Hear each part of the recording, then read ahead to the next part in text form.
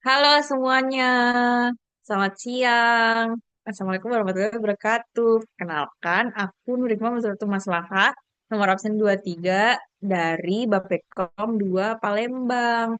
Aku lagi nih guys dengan aku.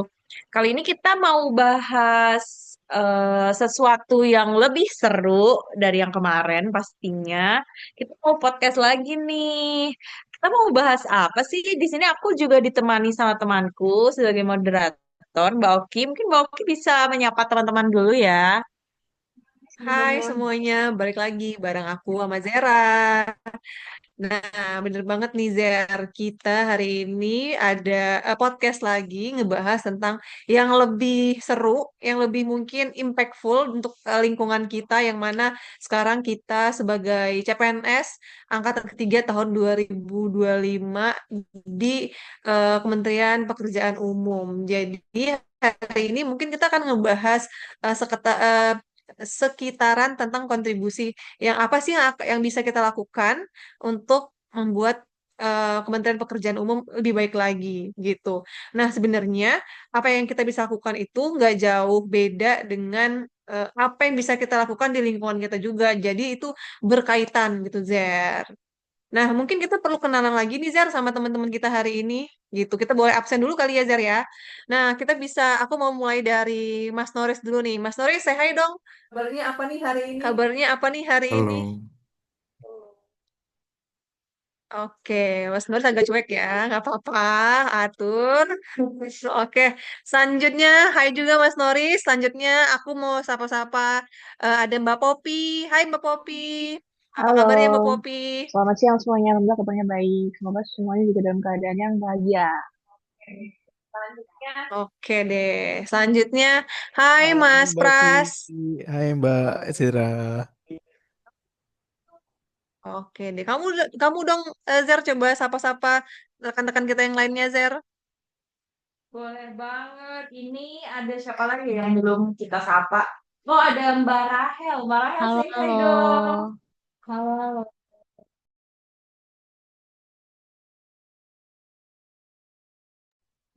Halo Mbak Rahel. Terus kita ganti yang cowok terakhir nih, paling terakhir ada Mas Dani. Mas Dani, say hi dong. Halo semuanya, selamat pagi.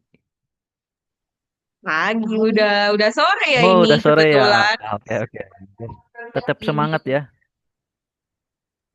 Oke, kita hari ini podcastnya seru nih. Judulnya apa sih? Bentar. Judulnya adalah What We Can Do to Make PU Better and Stronger. Ya, ya, kita tahu kita seorang yang berarti kita harus strong, kuat bro. Oke. Terus sebagai insan PU ini kita kan sebagai ASN, di mana pasti kita punya sifat nasionalisme yang sangat tinggi. Apalagi dulu waktu sebelum masuk PU itu kan ada tes apa sih namanya tes wawasan kebangsaan. Pastinya kita punya wawasan kebangsaan yang sangat luas, bukan? Ya bener nggak Mbak Oki? Gimana wawasan kebangsaannya? Bener banget, Zera. Karena kan sebelum kita masuk ke sini, kita dites dulu nih tentang wawasan kebangsaan kita ya gitu. Jadi saat kita masuk ke sini seharusnya memang kita sudah memiliki nilai cinta tanah air dan nilai Pancasila juga, dan selain daripada itu kita juga dites kan tentang integritas kita gitu. Jadi nih semua yang hadir di Zoom kali ini integritasnya insya Allah 4 ya, atau mungkin ada yang 6 mungkin, oh enggak dong ya, maksimalnya aja 5 ya kan. Oke. Nah, mungkin kita udah bisa mulai nanya-nanya nih Zer sama mereka terkait mungkin apa sih dari nilai-nilai kebangsaan, nilai-nilai Pancasila, dan nilai-nilai lainnya yang sekiranya bisa kita kontribusikan di lingkungan PU agar membuat PU lebih baik lagi gitu. Nah, mungkin aku mau nanya-nanya dulu nih ke Mas Pras gitu. Kan waktu kita di awal-awal sebelum masuk CPNS nih, mungkin Mas Pras juga udah banyak belajar dan menggali-gali informasi tentang nilai cinta tanah air. Nah, menurut Mas Pras, apa sih sebenarnya cinta tanah air itu dan gimana sih korelasinya yang kita bisa terapkan di lingkungan kerjaan kita, Mas Pras? Oke Mbak Oki, kalau menurut aku sih ini ya cinta tanah air itu nggak harus dari hal-hal yang gede, kita harus mengeluarkan banyak biaya juga. Menurut aku bisa dari hal-hal kecil dulu, misalkan kita menjaga kebersihan, itu kan wujud dari kita mencintai tanah air kita secara fisik. Nah, contoh kecilnya di PU sendiri ya mungkin ya, aku banyak ngelihat kadang ada teman-teman itu pada setelah makan itu nggak diberesin. Itu kan termasuk kayak mengotori area kerja sendiri dan kayaknya kalau ini diberesin akan jadi lebih indah, lebih baik gitu. Dan itu kan salah satu wujud cinta tanah air, kita membereskan area kerja kita sendiri, menjaga di meja kita, di lingkungan sekitar kita juga bisa ya. Terus ada hal kecil lain sih yang mungkin orang-orang udah mulai banyak yang menerapkan sih sekarang aku lihat ya, yaitu mencintai produk dalam negeri. Sekarang kan banyak nih produk-produk lokal yang bagus-bagus ya kualitasnya ya udah nggak kalah sama produk-produk impor gitu kan. Ada juga sih aku pakai produk beberapa banyak yang lokal sekarang karena memang dengan cara itu kita bisa mencintai Indonesia lebih baik lagi kan. Dan nanti kalau ada yang lihat aku pakai seragam PU nih, aku pakai tasku mereknya lokal gitu kan. Jadi oh ternyata Kementerian PU mereka cinta sama ini ya produk Indonesia ya kayak gitu Mbak Ki, Mbak Zira. Coba mungkin ada ini sih teman-teman mau ada saran lain aku harus gimana ke depannya sebagai insan PU gitu barangkali. Aku setuju banget tadi kalau misalkan eh, teman-teman tuh masih ada yang belum ngeberesin kalau misalkan habis kerja.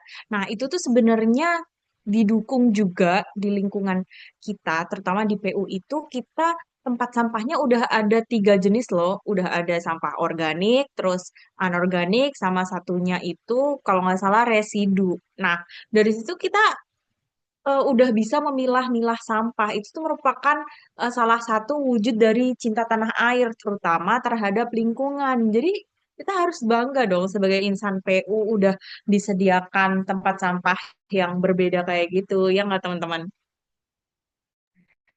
Bener banget sih yang disampaikan oleh Mbak Zera sama Mas Pras. Dan ini aku mau nambahin juga sedikit aja bahwa cinta tanah air itu kan erat juga kaitannya dengan kita menjaga lingkungan kita, menjaga negara kita gitu kan, kebersihan dan segala macam. Tapi nih yang sering lupa itu karena mungkin anggaran kertas kita mungkin banyak ya. Jadi kadang suka boros sama kertas. Jadi kalau bisa tuh kita mulai melakukan gerakan kecil yang kayak gitu untuk seperti berusaha untuk mencintai lingkungan kita dengan mulai mengurangi penggunaan kertas gitu. Jadi apa yang bisa didigitalkan, didigitalkan. Dan kalau misalnya saya belakang masih kosong, bisa di print lagi mungkin untuk catatan-catatan pribadi gitu ya. Karena ya meskipun anggarannya ada, tapi alangkah lebih baiknya tuh penghematan tetap dilakukan. Apalagi sekarang lagi efisiensi, bener nggak tuh? Nah, mungkin untuk teman-teman lain, ada yang mau disampaikan lagi, ada yang mau ditambahkan, atau kita bisa lanjut nih, Zar, ke pembahasan selanjutnya. Oke, kalau nggak ada mungkin kita bisa move ke topik selanjutnya kali ya. Tadi kan kita udah cinta nih ke tanah air. Pastinya kalau kita cinta itu tuh pasti kita sadar dong gimana cara melakukannya. Maksudnya sadar terhadap bangsa dan negara. Gitu nggak sih? Iya. Maksudnya ya kita sadar akan berbangsa dan bernegara sih kalau Kayak sadar berbangsa dan bernegara ini diaplikasikan ke kehidupan sehari-hari, mungkin ada yang bisa berpendapat atau ditunjuk aja nih. Ayo teman-teman, siapa yang mau Kalau gitu mengajukan aku mau pendapat? nambahin pendapat boleh nggak? Boleh banget. Nggak boleh. Yuk, yuk, yuk. Oke, jadi menurutku emang sadar berbangsa dan bernegara itu sangat-sangat diperlukan ya, apalagi kita sebagai CPNS yang nantinya jadi ASN, yang mana itu nanti kita jadi teladan bagi masyarakat yang lain gitu, kita jadi sorotan. Nah, untungnya kita di Kementerian PU ini emang dari PU-nya sudah menyadari kenapa berbangsa dan bernegara itu penting. Salah satunya tuh bisa kita lihat waktu tiap bulannya di setiap hari Selasa, minggu pertama ya, bener ya? Oh ya, itu kita disuruh untuk menggunakan baju adat dari berbagai daerah, pastinya nggak cuma daerah tertentu aja. Kenapa ini bisa masuk ke kesadaran berbangsa dan bernegara? Karena Indonesia kan tuh negara yang majemuk, yang mana punya banyak jenis kebudayaan. Dengan kita yang pakai baju-baju adat itu, tentunya kita juga ikut melestarikan kebudayaan itu sendiri gitu. Mungkin dari teman-teman ada yang menambahkan. Nah, bener banget Pop gitu. Kalau seandainya memang lingkungan Kementerian Pekerjaan Umum itu sangat mendukung dan memberikan wadah untuk kita sebagai masyarakat Indonesia mengekspresikan tentang budaya kita masing-masing gitu. Nah, itu momennya pas banget di Selasa utama di setiap bulannya gitu. Nah, memang kalau seandainya kita ngebahas tentang apa budaya itu juga nggak akan lepas dengan eh, ideologi dari negara kita sendiri gitu. Nah, aku penasaran nih tentang pendapat Mas Noris, gimana sih sebenarnya kita sebagai bangsa Indonesia itu ya setia terhadap Pancasila sebagai ideologi negara kita. Karena kan memang makin ke sini makin sulit ya kita membendung informasi gitu. Pasti akan banyak ideologi-ideologi yang terpapar oleh generasi-generasi kita Gimana Mas gitu. Noris? Terima kasih Mbak Oki. Mungkin kalau kita bicara tentang setia pada Pancasila sebagai ideologi negara, saya dari pemahaman saya itu mungkin bagaimana cara kita mengimplementasikan Pancasila di kehidupan sehari-hari kita. Misal saya ambil contoh bagaimana cara pengimplementasiannya di Pancasila di sila keempat yang berkaitan tentang musyawarah dan mufakat. Musyawarah itu kan sederhana ya sebenarnya. Kita duduk bersama, kemudian mendengarkan dan menghargai setiap pendapat, bukan sekedar memaksakan kehendak kita sendiri. Contohnya di lingkungan kerja. Misalnya saat rapat, saya itu sering kebagian menjadi notulis. Sekilas mungkin ini kelihatan sepele, tapi justru disitulah letak pentingnya. Dengan mencatat, semua pendapat bisa terekam, tidak ada yang terlewat sehingga keputusan bisa diambil dengan adil. Musyawarah itu bukan soal siapa yang paling banyak bicara, tapi bagaimana setiap suara bisa dihargai. Dengan mencatat dan memperhatikan semua pendapat, kita itu sedang menjalankan Pancasila dalam tindakan nyata. Itulah cara sederhana saya sebagai CPNS untuk terus setia pada Pancasila dan menjaga nilai musyawarah mufakat dalam kehidupan sehari-hari. Begitu, Mbak Uki. Wah, Nggak, gila. keren banget sih Mas Noris, luasan banget. Mas Noris pasti sering baca buku ya. Aku penasaran banget sih sumber-sumber mana aja yang Mas Noris pakai untuk menyampaikan ide-ide seperti ini luar biasa banget. Nah, bener banget tuh Mas Noris bahwa seandainya peran kita berkontribusi itu juga merupakan nilai-nilai dari ideologi kita kan agar kita tuh tidak apatis ya kan, terus ikut serta dalam menyampaikan opini-opini kita. Nah, menurut kamu Aku setuju banget sih apa yang dikatakan sama Mas Noris. Itu kan realitanya di ruang rapat ya mungkin. Kira-kira ada nggak sih Mas Noris?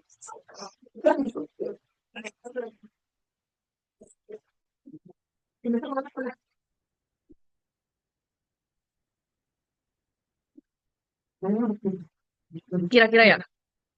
Kira-kira ada nggak sih Mas Noris contoh apa tadi setia pada Pancasila searah mufakat gitu di ruang rapat. Kira-kira ada nggak sih selain itu? Penasaran aja sih aku sama jawaban Mas Noris.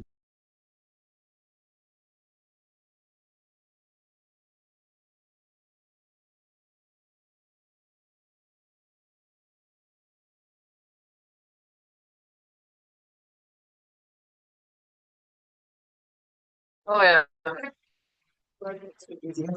Iya, setuju banget sih aku sama jawaban Mas Noris dan tanggapan Mbak Oki. Kalau misalkan kita itu misal memutuskan sesuatu harus dengan musyawarah dan mufakat.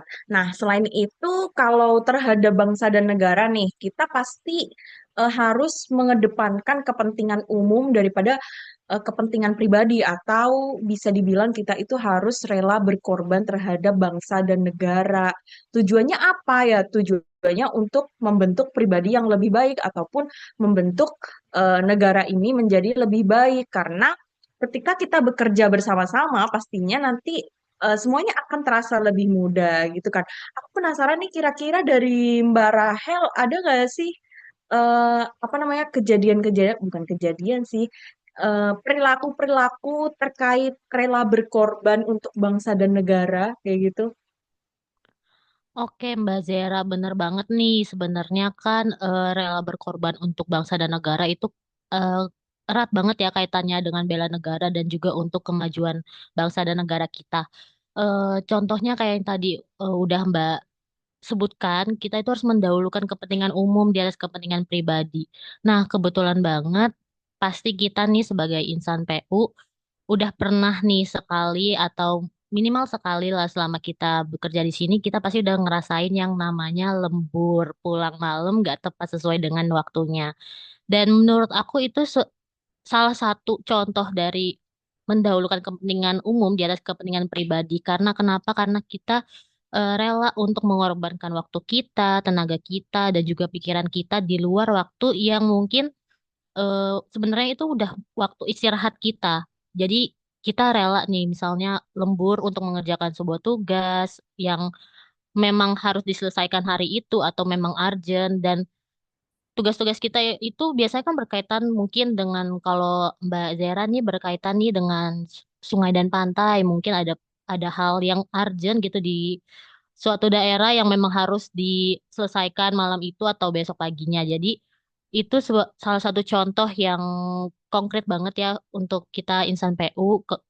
Jadi kita beberapa kali sering lembur dan juga mengorbankan waktu dan tenaga kita. Selain itu mungkin ada beberapa dari kita juga nih yang rela mengeluarkan hartanya atau misalnya barang pribadi karena kita kan tahu ya kita sekarang ini belum mendapatkan komputer ya di kantor kita. Jadi kita menggunakan perangkat pribadi kita masing-masing untuk kerja dan itu menurut aku salah satu contoh dari rela berkorban dengan menggunakan barang pribadi kita untuk digunakan bekerja. Padahal mungkin seharusnya kita bisa mendapatkan komputer pribadi atau disediakan dari kantor gitu ya. Itu Mbak Zera. Iya, waduh insan PU ini sungguh sangat berjiwa besar ya. Iya Udah benar mau banget. lembur, terus eh, bisa pakai barang pribadi juga. Ya, Mbak Rahel, sabar aja kita nunggu pengadaan selanjutnya ya. Benar-benar. Oke, gimana nih Mbak Oki ada tanggapan? Setuju banget sih sama Mbak Rahel. Intinya dalam bahasa pepatahnya tuh pepatah Prancis ya, maksudnya jangan hitung-hitungan ya. Jadi udahlah pakai aja. Benar-benar. Yang penting outputnya ya nggak sih Mbak Rahel. Yang namanya juga kerja jadi abdi negara ya nggak sih. Apa yang bisa Iya, iya. dikorbankan dikorbankan. Benar. Kan Nah, selagi untuk kepentingan umum kenapa enggak ya teman-teman ya? betul, betul banget, betul banget.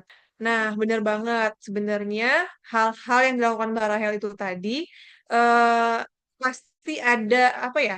Bisa kita latih sebenarnya mental-mental seperti itu gitu kan. Gimana sih cara apa yang harus kita lakukan awal-awal agar akhirnya kita bisa punya mindset untuk eh, rela berkorban dan berjiwa besar demi kepentingan umum gitu. Nah, begitu juga dengan yang namanya bela negara. Pasti ada hal-hal kecil mungkin yang bisa kita tanamkan sejak sekarang ya. Sebenarnya nggak ada kata terlambat untuk mulai menanamkan eh, jiwa bela negara. Nah, menurut Mas Dani ini ya, gimana sih Mas Dani cara kita memupuk rasa-rasa bela negara dan apa sih yang bisa kita lakukan di lingkungan masyarakat, baik itu secara umum maupun di lingkungan kerja kita sendiri di Baik, suara saya terdengar. Oh, terdengar Mas Dani. Baik, terima kasih. Eh, Seperti yang sudah dikatakan oleh rekan-rekan yang lain ya. Kalau kita itu bela negara itu banyak, baik itu dari hal kecil maupun hal yang besar ya. Tapi tentunya untuk melaksanakan bela negara itu kita perlu kemampuan awal ya. Kemampuan awal ini hubungannya erat dengan fisik dan mental. Nah, kita harus memiliki fisik yang prima ya. Kemudian memiliki kecerdasan emosional, spiritual dan intelijensia tentunya. Nah, untuk hal ini salah satu contohnya saja yang kecil yaitu kita harus gemar berolahraga. Supaya apa? Supaya tubuh kita itu fit ya, sehat, bisa melaksanakan tugas dari kantor ya. Kemudian tadi yang seperti yang dikatakan Mbak Rahel, ada kalanya kita perlu pulang lebih apa namanya lebih malam dari biasanya misalnya ya di luar jam kerja. Nah, itu kan membutuhkan fisik yang kuat juga ya. Nah, oleh karena itu kita harus melatih diri kita mungkin dengan cara kita pakai kendaraan umum, kemudian kita jalan kaki dari halte ataupun kita bisa olahraga kecil-kecilan, lari pagi-pagi atau jalan atau misalnya di sini kan di kantor juga ada ruang fitness ya bisa digunakan gitu kan. Nah, itu mungkin salah satu cara untuk kita bisa melatih fisik kita supaya kita fit. Kemudian jika menyangkut mengenai mental ya, mungkin atau kecerdasan lah ya. Kita perlu juga belajar hal baru ya. Tentunya salah satu contohnya seperti saya. Saya backgroundnya itu dari orang pendidikan ya, SPD gelar saya. Kemudian pendidikannya pun pendidikan teknik elektro. Sedangkan saat ini saya ditempatkan di Direktorat Sungai dan Pantai. Itu sangat jauh berbeda sekali dari background pendidikan saya. Nah, itu membutuhkan saya butuh gitu kan belajar hal-hal baru supaya saya bisa berkontribusi lebih dalam pekerjaan saya. Mungkin itu sih yang bisa saya sampaikan, Bu Oki. Iya, benar banget sih, Mas Dani, bahwa untuk bagaimana cara kita membela negara itu kan banyak cara ya. Salah satunya bisa berkontribusi di lingkungan pekerjaan kita. Ya, caranya bisa banyak meskipun pendidikan Mas Ramdhani tadi adalah sarjana pendidikan gitu ya. Tapi kan pasti banyak-banyak sumber di luar sana yang bisa Mas Ramdhani gunakan untuk sebagai metode pembelajaran untuk meningkatkan kemampuan eh, agar lebih profesional lagi di Betul, tempat Mbak kerja Oki. gitu. Nah, menurut Mbak Zera gimana nih Mbak Zera? Ya, setuju banget sih pastinya apa sama yang dikatakan Mas Dani tadi. Kita itu harus rajin-rajin nge-gym biar bisa membela negara, harus meningkatkan physical fitness kita, kayak gitu sih. Nah, mungkin karena ini waktunya kayak udah cukup panjang kita bertalking-talking dan bercuap-cuap dan waktunya kita udah nggak punya banyak waktu lagi. Sebenarnya masih ada, cuman ya kita harus membagi waktu itu secara baik. Jadi mungkin kita cukupkan saja sampai saat ini. Mungkin aku mau resume dulu kali ya dari apa yang sudah dikatakan teman-teman tadi. Aku setuju semua sama yang dikatakan teman-teman tadi terkait bela negara, yaitu cinta ke tanah air. Kayak tadi ngapain ya, pakai produk lokal itu penting banget untuk meningkatkan pendapatan per kapita negara ya. Jadi itu adalah salah satu hal yang sangat bagus. Kemudian ada juga sadar berbangsa dan bernegara dengan contohnya kita yang udah diterapin di PU yaitu pakai baju adat tiap sebulan sekali. Terus tadi apa yang dikatakan Mas Noris itu setia pada Pancasila sebagai ideologi negara. Mungkin selanjutnya bisa dilanjut ke Mbak Oki ya. Iya, benar banget sih Mbak Zara. Intinya tuh dari diskusi kita kali ini, kita tahu bahwa sebenarnya agar menjadi CPNS yang dapat berkontribusi lebih baik lagi buat Kementerian PU, itu adalah kita harus mulai dari diri kita sendiri dulu sih. Yang pastinya kita mendisiplinkan diri kita, kemudian dari lingkungan terkecil kita dulu, di keluarga, di rumah mungkin, kemudian baru deh kita bawa ke masyarakat. Setelah itu lebih jauhnya lagi baru kita bisa terapkan di Kementerian Kerjaan Umum. Ya dari hal kecil lah, dari mulai hemat hemat listrik ya di air. Jadi air tuh di kantor jangan dibuang-buang sembarangan. Penggunaan ATK-nya harus lebih diperhatikan lagi gitu. Jadi sebenarnya eh, hal-hal besar itu dimulai dari hal-hal yang kecil. Mungkin itu aja sih Mbak Zara dari aku. Oke, jadi intinya mungkin cukup kalian Mbak Zara diskusi kita pada hari ini karena mungkin eh, kita menyiapkan diskusi-diskusi lainnya lagi nih di next podcast gitu. Bener nggak Mbak Zara? Betul banget, pasti akan ada cerita-cerita yang lebih panas dan lebih Lagi menarik lagi di menceritakan podcast lanjut. selanjutnya.